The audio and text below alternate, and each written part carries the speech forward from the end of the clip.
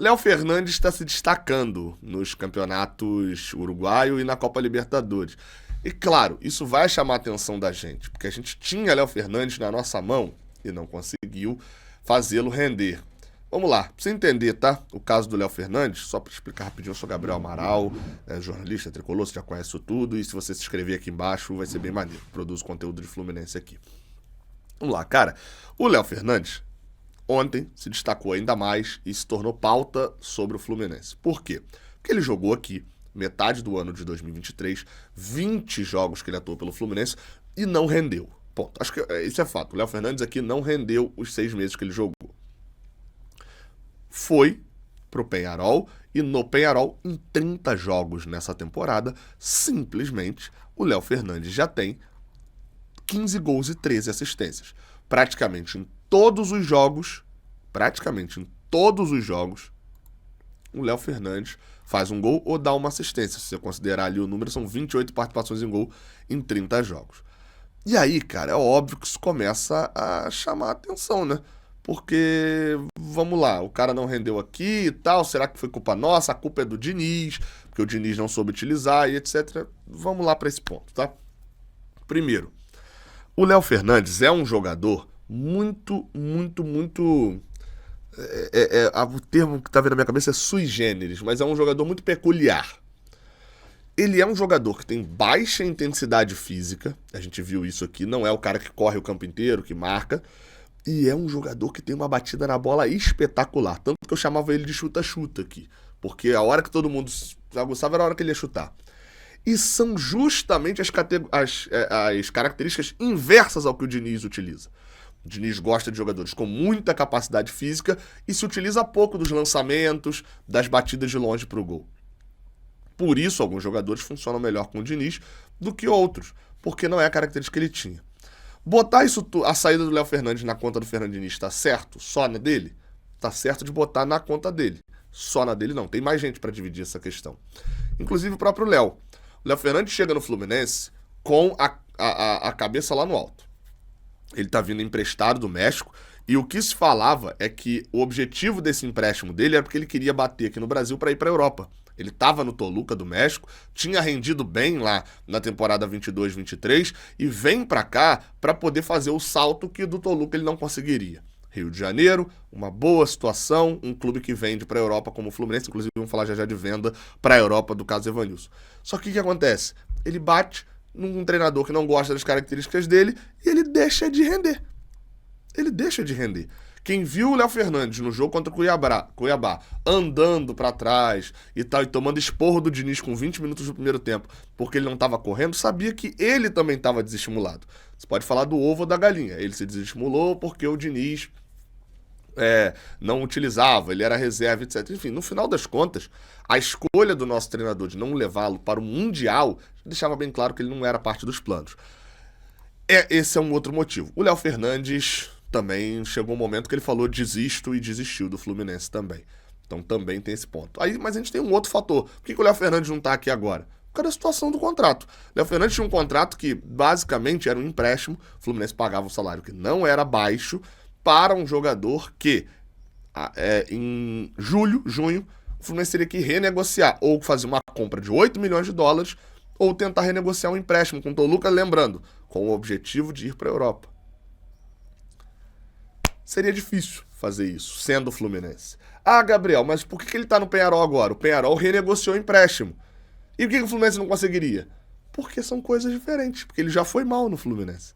Se ele estivesse bem no Fluminense, não seria muito mais difícil renegociar esse empréstimo. No Peñarol, tem um outro fator ainda. Ele tá em casa. Ele tá na casa dele, em Montevidéu. Ele tá na casa dele no Uruguai. Isso tudo influencia.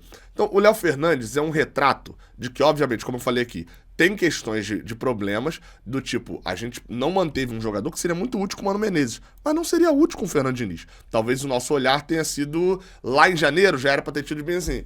Por que um jogador que é bom, que tem umas valências bem destacáveis, não dá certo com esse treinador e a gente vai se livrar do jogador?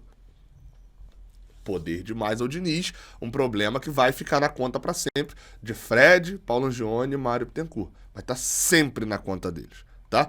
O erro do Diniz não vai para a conta do Diniz, o erro do Diniz vai para a conta dos três.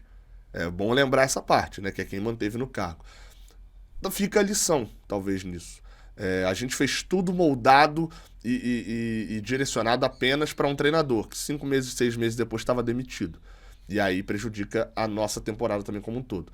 Mas acho que a maior lição é a seguinte: sobre o Léo Fernandes, pra gente passar pro caso Evanilson, também é complicado. Às vezes só não funcionou. Às vezes só não funcionou. Não bateu aqui. O Léo Fernandes, com aquela idade, naquele momento, com aquele treinador, não deu certo no Fluminense. Acontece, é uma merda quando é contra a gente, mas quando é a favor da gente, a gente gosta muito no geral. Né? Quantas vezes a gente já não recebeu um jogador aqui, que todo mundo falava mal do jogador, e o jogador funcionou. Enfim, esse é o fato. O fato é que o Léo Fernandes está rendendo pra cacete, e eu espero que ele renda muito, que ele trucide quem ele enfrentar nas quartas de final. Talvez eles peguem o Flamengo. Vamos para o caso Evanilson, mas antes só uma passagem rápida aqui para poder atualizar duas coisas, tá? Primeiro, a questão física. Hoje, o Fluminense informou que o Diogo Barbosa, lateral esquerdo, Diogo Barbosa foi submetido na tarde da quarta-feira a uma artroscopia no joelho direito para tratamento de uma lesão no menisco, ocorrida no sábado, dia 10. O procedimento foi realizado pela equipe médica do Fluminense, chefiada pelo Dr. Douglas Santos, transcorreu sem problemas e o jogador teve alta nessa quinta-feira. O Fluminense fez ali essa informação, né, informou isso ali hoje, tá? Às 10 horas da manhã desta quinta. Vamos lá, tá? Artroscopia, tempo de recuperação. Em alguns casos já teve jogador voltando com 1 mês e meio, em alguns jogadores voltando com 3. Diogo Barbosa é basicamente outubro agora, tá? Vamos trabalhar com outubro aqui. Aqui no canal vou trabalhar com outubro até que venha informação diferente. Marcelo e o Marcelo. Bem, a gente não tem apuração ainda sobre o caso dos jogadores que não estão relacionados, né? Não estão sendo relacionados. O máximo que a gente tem é o seguinte: olhando as fotos do treinamento de hoje, quando todos os titulares já voltaram a treinar, né? Eles não treinaram ontem porque estavam de volta lá de Curitiba. Todos os titulares voltam a treinar e não tem nenhuma foto nem vídeo publicada com Serna, com Martinelli, com Marcelo, com Germancano, com Marquinhos e com Nonato. No vídeo do Vitor Lessa, diz que o Serna até pode voltar já para o sábado, mas que os outros a chance é praticamente zero. O Fluminense, na sua última informação, né, para o jogo de terça-feira, tinha informado que o Serna estava com dores na panturrilha direita, era só isso que o Fluminense informava, de que o Marcelo tem lesão na perna direita, Nonato, Marquinhos e Cano estão na transição. Basicamente, a informação que eu tinha é que, inclusive, alguns deles seriam reavaliados nessa quinta-feira. Mas eu diria que contra o Corinthians, talvez o Serna. Olha o tamanho da bronca. O Fluminense, neste momento, tem um lateral esquerdo, e esse único lateral esquerdo tem 18 anos. Ele é furado, né? Vamos pro caso Evanilson, e aí esse daqui vem comigo, tá? Vamos na explicação aqui. Primeiro vamos para a notícia. O Evanilson está sendo vendido do Porto para o Bournemouth, lá da Inglaterra, segundo o Fabrício Romano e confirmada e especificada pelo jornal A Bola de Portugal. As negociações ali junto... O Evanilson, inclusive, já está na Inglaterra, tá? Parada fechada mesmo. Segundo A Bola, junto de uma fonte oficial do clube, o clube da Premier League pagará 37 milhões de euros mais 10 milhões em bônus. 5 deles praticamente obrigatórios. Deve ser daqueles, tipo assim, se o cara jogar um jogo, você ganha mais 2 milhões. Deve ser nessa lógica. Ou seja, dá pra gente trabalhar aqui com um valor de 42 milhões de euros, né? Aquilo que eu sempre falo, sendo precavido, 42 milhões de euros a venda do Evanilson. Olha o tamanho desse valor, tá? Mas vamos lá. E é o Bournemouth comprando isso. O atacante já não viaja mais para os Açores, né? A lógica do Porto ali seria o Laranjeiras de nosso. E o nosso jornal sabe ainda, porque, beleza, 42 milhões. O Porto tem que dar uma parte desse valor pra gente, não é? Pra Tombense.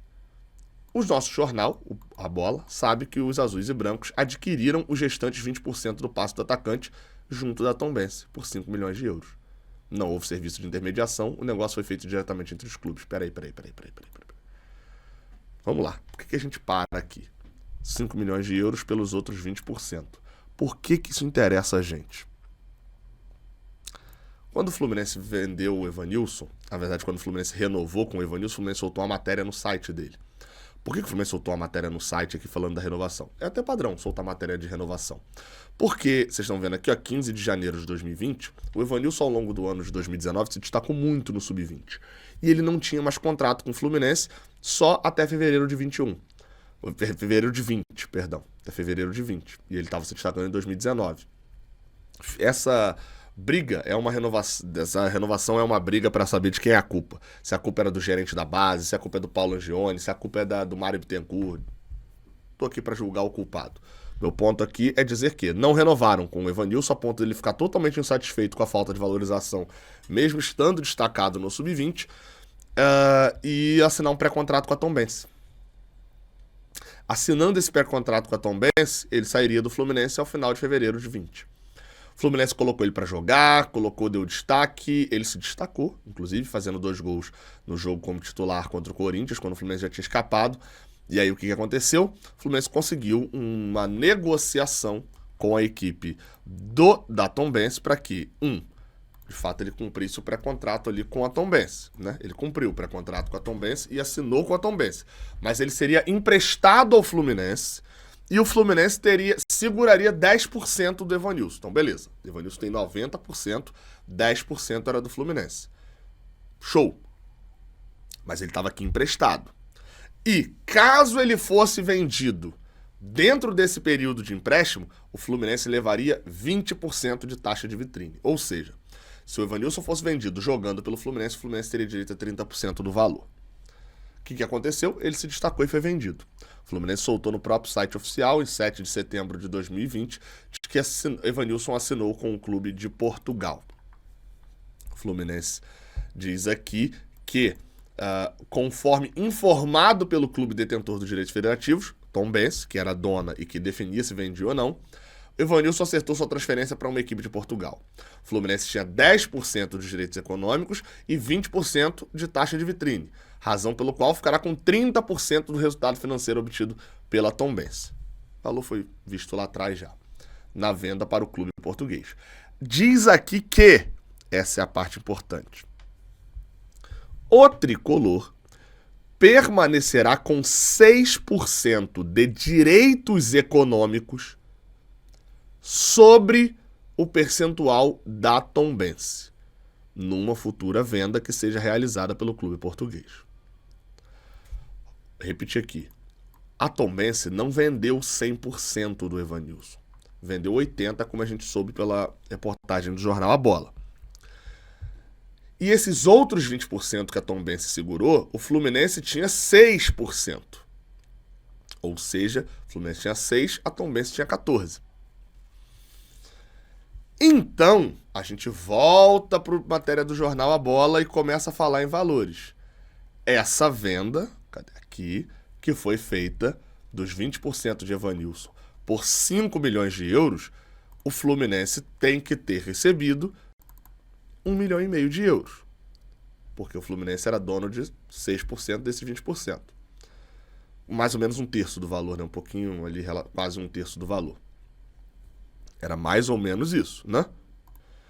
Então, o Fluminense recebeu 1,5 milhão de euros e a Tombense ficou com 3,5 milhões de euros. 9 milhões de reais pra gente, 21 milhões de reais pra eles, né? Beleza. A questão é que a gente não soube dessa venda, dessa entrada de dinheiro em momento nenhum. Esse é o principal caso.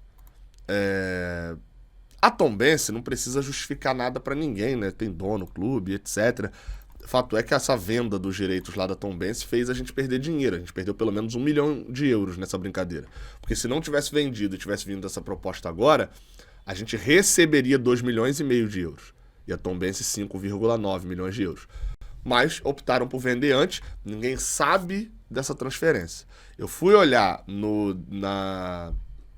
nos demonstrativos financeiros do Fluminense.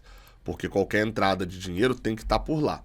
Em 2020, obviamente não entraria nada, foi lá no início, tá vendido aqui 12 milhões o Evanilson para Tombense, era o que o Fluminense tinha a receber, isso é o que tem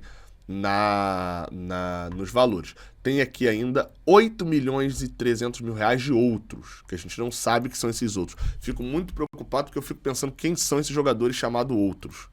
Porque a gente não tá falando de um valor baixo, tá falando de 8 milhões de reais. O Evanilson pode estar dentro disso aqui? Pode estar, a gente não sabe, enfim. Aí vem para demonstrativo financeiro, de novo, das vendas de 2021. Diz aqui, ó, que em 2021, aqui o valor do Evanilson aumentou para 14.300, mas todos os outros valores também aumentaram. Então pode ter sido uma variação cambial. E aqui diz, em 2021, não tem nada relacionado à saída do Evanilson, mas tem aqui outros 6 milhões de reais. Quem é esse tal de outros? Né? Mais uma vez, a gente não sabe quando esse dinheiro entrou. 2022. Olha, essa é de 2020. Não, essa é de 2023. Vamos para 2022 aqui agora. Ó. Transferência de atletas e tal. Novamente, vendas, mecanismo de solidariedade, tudo bonitinho. E tem quase 7 milhões de reais de outros. E aqui, por último, a de 2023. A gente só negociou com o Bahia. Teve mecanismo de solidariedade de alguns jogadores. Aqui ainda vai. Né? Poderia discriminar, pelo menos. Porque eles têm esses dados discriminados. 2.500 reais, 2 milhões e meio de mecanismo de solidariedade e, novamente, 3 milhões e meio de outros. A gente não sabe quando, ou até mesmo se, de certa maneira, esse dinheiro entrou. A gente precisa saber quando e quanto entrou, mas a gente não sabe. Fato é que, novamente, não foi o Fluminense que negociou, levantou o dedinho e falou: Porto, compre meus 20%. Não foi. A Tombense fez a negociação e o Fluminense só recebe o dinheiro. O Fluminense não tem os direitos ali da parada. O Fluminense só tem o direito a receber. E a gente perdeu. No final das contas, a gente poderia ter ganhado. Além dos 4 milhões de reais ali, mais ou menos, de mecanismo de solidariedade, a gente ganha 3% da venda. Cerca de 4 ou 5 milhões de reais, né? Depende um pouquinho ali. Além desses 4, 5 milhões de reais que a gente vai ganhar, certeza, de solidariedade da FIFA por clube formador, a gente poderia ter levado 15 milhões de reais nessa negociação, vai levar 9. 6 milhões de reais foram embora por conta dessa decisão da Tombense e, claro, a gente não vai levar 9, a gente não vai levar nada, porque a gente já levou, se fosse o caso, desses valores, porque já foi tudo embora. Esses 9 milhões já entrou, a gente não recebe nada por esse percentual, segundo o jornal A Bola. O Porto é dono de 100%, esses 9 milhões já entrou. A gente poderia estar levando nesse momento quase 20 milhões de reais com a venda do jogador mais a solidariedade, a gente vai sair com 4 nesse momento. Enfim, te expliquei tudo que aconteceu, agora o Fluminense precisa explicar quando que é o valor do Evanilson entrou. Né? Porque tem um monte de outros, ali a gente precisa saber exatamente o ano que entrou, ou até mesmo se foi nesse ano e só vai entrar no balanço do ano que vem. O caso Evanilson no Fluminense é uma maluquice do início ao fim. Até mesmo passando o fato de que quando a Tombense vendeu o jogador para o Porto, foi investigada a negociação por conta de dinheiro indo para terceiros. Tombense e Porto. Até a próxima. Valeu.